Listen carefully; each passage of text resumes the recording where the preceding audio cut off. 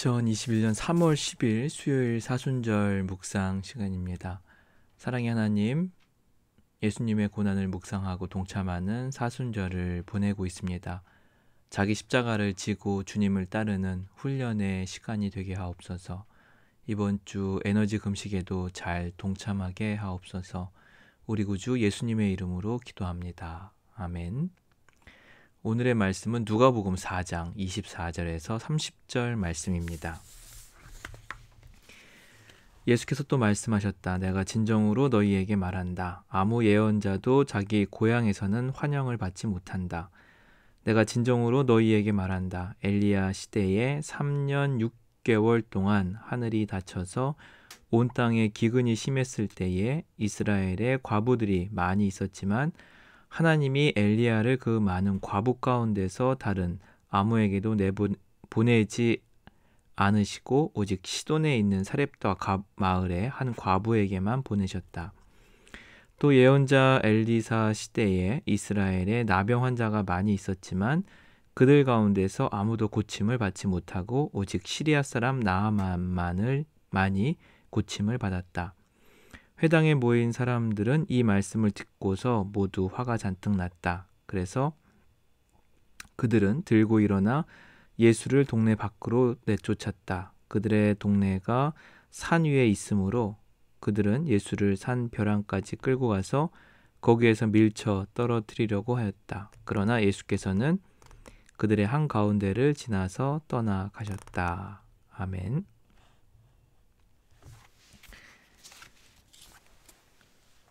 오늘 말씀은 이렇게 쉽게 이해가 되지 않는 부분이 있습니다. 읽으면서 주님이 무슨 말씀을 하시려고 하는 걸까? 그런 의문이 좀 들 수 있습니다. 우리가 수학 문제를 풀 때도 굉장히 간단하게 쉽게 푸는 문제가 있는 반면에 저도 수학을 이렇게 썩 좋아한 건 아닌데 이렇게 오랫동안 씨름 1시간, 2시간 이렇게 씨름해야 풀리는 어려운 문제들이 있습니다. 그런데 그 어려운 문제를 풀고 났을 때가 사실은 더 기쁘죠. 그런 자신감도 좀 생기기도 하고 더 머리를 많이 써야 하기도 합니다. 성경도 이러한 난해 구절이라고 해서 쉽게 이해가지 않고 주석을 봐도 현대에 와서도 해석되지 않는 그런 많은 부분들이 있습니다. 실례를 들어서 하나님께서 모세를 불러서 이제 출애굽의 지도자로 삼으셨을 때 가족들과 떠났을 때 갑자기 천사가 아브라함 모세를 죽이려고 했을 때 그 아내 십보라가 그 아들의 표피를 잘라서 그 표피를 남편에게 던지면서 피난편 하면서 그 위기를 모면하게 되는데 이것도 사실은 좀 난해구죠. 쉽게 이해할 수 없는 부분입니다. 저도 이 말씀을 오랫동안 씨름하다가 제 나름대로 이렇게 깨달음을 얻었을 때 그 말로 할 수 없는 기쁨을 얻게 되었는데 오늘 말씀도 제가 평소에는 그렇게 좀 자세히 보는 말씀이 아니었는데 오늘 말씀을 보면서 읽고 또 읽어도 이게 잘 이해가 안 돼서 관련 자료들을 좀 찾아보게 되었습니다. 이제 예언자들이 고향에서는 환영을 받지 못한다. 그런 말씀을 먼저 꺼내고 계세요. 제가 요즘 굉장히 재밌게 읽고 있는 이민진 작가의 파친코라는 책을 굉장히 재밌게 읽고 있는데 첫 장의 소제목이 고향이에요. 이제 우리나라가 이제 일제 강점기로 넘어가는 1910년에서 1949년 이제 부산 영도에서 일어나는 이야기들을 다루고 있는데 거기 첫 장에 찰스 디킨스가 했던 인용구를 적어놨는데 제가 이거를 읽으면서 왈칵 눈물을 첫 장부터 눈물을 흘렸습니다. 뭐라고 되어 있냐면 고향은 이름이자 강력한 말이다. 가장 강력한 주문보다 더 강력한 말이다. 이 말에 저도 고향을 떠나서 저도 중학교 때 고향을 떠나서 지금까지 계속 강화를 떠나 살고 있는데, 희한하게 고향이라는 게 늘 이렇게 그리움의 대상이라는 생각이 듭니다. 그래서 이 구절을 읽을 때 확 와닿으면서 왈칵 이렇게 눈물이 좀 쏟아났는데, 주님도 뭐 성정을 가지신 분이시기 때문에 이 고향에 대한, 나사렛 고향에 대한 어떤 그런 마음은 다 남달랐을 거예요. 그런데 자기 고향에서 이렇게 환영받지 못하는 부분을 보면서 많이 좀 속상해하지 않으셨나, 그런 생각을 좀 하게 됩니다.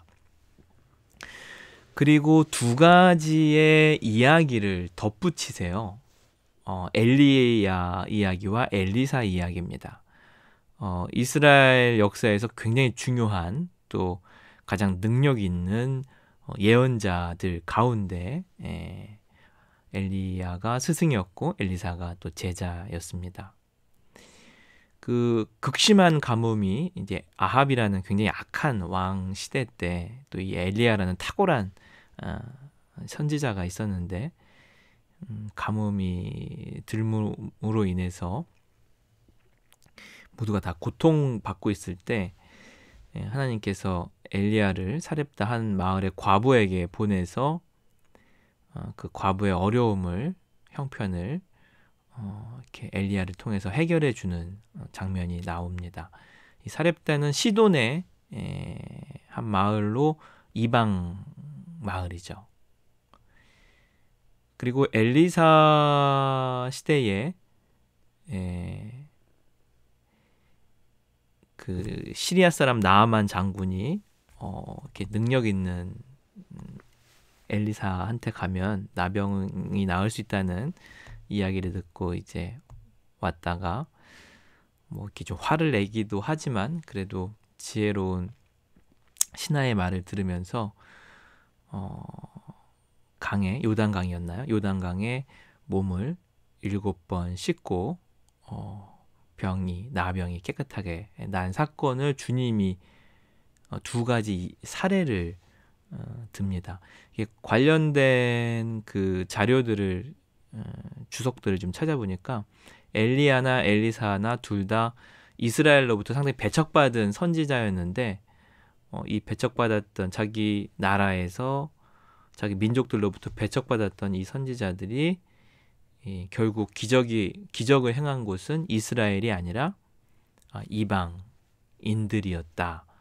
이 이야기를 지금 주님이 거론하시는 거예요. 그러니까 본인도 이스라엘에서 환영받지 못하는 이야기를 하시면서 나의 기적은 열린 곳, 나를 받아들이는 곳, 그것이 이방인일지라도 그것으로 이제 흘러가게 된다는, 이제 예수님 이후에는 이제 그렇게 되시죠. 그렇게 되는 가운데 예수님 이후에 이제 이방에 이제 복음이 전해지게 됩니다.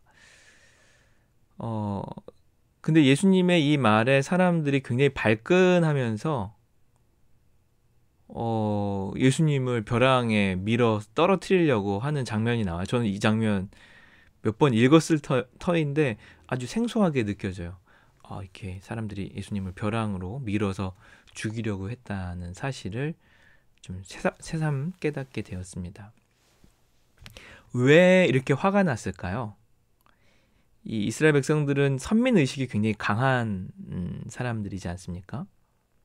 그러니까 이 사렙다 마을의 과부 이야기와 시리아 사람 나아만 장군의 이야기는 이들에게 있어서 하나의 좀 핸디캡, 좀 별로 좋아하지 않는 이야기라는 생각이 들어요. 왜? 이방인을 고쳐줬기 때문에. 그들이 괴취급하던 이방인들을 하나님의 은혜로 고쳐줬다는 이 이야기가 이스라엘 백성들에게는 달갑지 않은 이야기인 거죠. 하나의 핸디캡, 약점이라고 생각이 들었습니다. 그걸 건드리니까 확 올라오면서 예수님을 죽이려고 했던 것을 보게 됩니다. 우리가 살아가면서 사람마다 다 약점이 있죠. 그 약점을 건드리면, 잘못 건드리면 폭발을 하게 됩니다. 감당할 수 없는. 이제 잘 모르는 상황에서 그 사람의 약점을 건드리면 봉변을 당하기도 하고, 또 이렇게 막 싸움 중에 또 약점을 건드려가지고 더 폭발시키기도 하고, 우리에게는 다 치명적인 약점이 있어요. 인간이기 때문에. 그런데 주님은 지금 그 약점을 건드림으로 인해서 뭔가 더 이렇게 어떤 의미에서 주님은 깨닫게 해 주시려는 것이 아니었나, 그런 생각을 해보게 됩니다. 그 가인이 아벨을 죽였을 때 내 아우의 핏소리가 들린다. 그럼 사실은 자기를 뒤돌아볼 수 있었을 터인데, 아니 죄송합니다. 그 전에 그 하나님께서 아벨의 제사는 받고 가인의 제사를 받지 않았을 때, 이곳에 대해서 가인이 좀 되돌아보고 반성을 했으면 그 아우를 죽이지 않았을 텐데, 이 사람이 약점을 건드려지면 이렇게 꼭지가 돌아버리는 그런 사람들의 성향이 있기 때문에 지금도 그 예수님 말씀의 깊이를 깨닫지 못하고 그냥 죽여버리려고 하는 그런 모습을 가지고 있습니다. 저도 돌아보면 약점이 최근에 하나 깨닫게 된 것 중에 하나가, 전에는 몰랐었는데 최근에 제 약점을 하나 발견했는데, 그게 뭐냐면, 저는 몰랐었는데 나는 누구에게나 다 사랑을 받아야 된다는 그런 핸디캡이 있더라고요. 그러니까 누가 나를 싫어하거나 미워하면 견딜 수 없어 하는 그런 약점을 최근에 깨닫게 되면서 오늘 말씀이 저한테는 굉장히 좀 새롭게 다가옵니다. 제가 지금 약간 그런 상황에 처해 있는데, 누군가로부터 이렇게 좀 아주 노골적인 건 아니지만 은근히 이렇게 좀 약간 따가 된다거나 좀 미움을 받는 상황에 처해졌는데, 처음에는 그러니 했는데 시간이 가면 갈수록 이게 저한테는 견딜 수 없는 일이더라고요. 사실 뭐 살아가면 미움 받을 수도 있고 또 관계가 또 어려워질 수도 있는데, 다 나를 다 좋아하고 다 나를 사랑해야 된다는 이 알게 모르게 저한테 있었던 왕자병이 이 내 약점이구나, 그것이 깨달아지면서 오늘 말씀이 불현듯 이렇게 다가왔습니다. 그러면서 하나님이 나의 이 왕자병을 내가 막 잘났다는 왕자병이 아니라 제가 늘 막내라서 그런지, 늘 사랑을 받고 자라서 그런지, 누가 나를 이렇게 미워하고 싫어하고 그러면은 저는 그게 참 견디기가 힘들더라고요. 근데 하나님께서 그런 상황에 이렇게 몰아 넣으시면서 너 약점을 좀 봐라,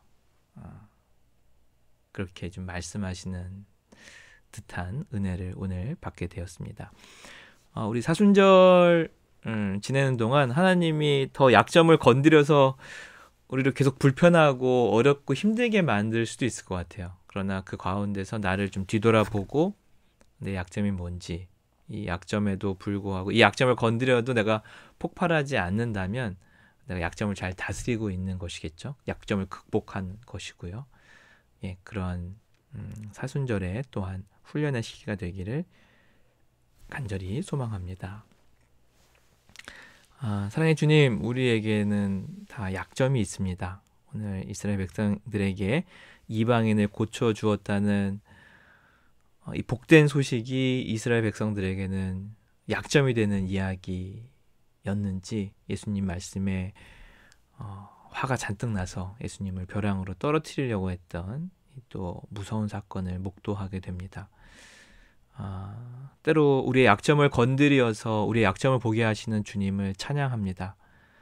거기에 발끈해서 감정적으로만 반응하는 것이 아니라 이것을 건드림으로 인해서 주님이 나를 뭘 보게 하시는지, 뭘 또 고치고 다스려 가시려고 하는지 볼 수 있는 그러한 사순절 절기가 되게 하여 주셔서 때로는 저희 안에 있는 약점들, 나쁜 습성들, 버려야 할 것들 주님이 반드시 보게 하여 주셔서 주님께서 또한 해결하여 주시고 치유하여 주시고 고쳐 주시옵소서. 감사드리며 예수님의 이름으로 기도드립니다. 아멘.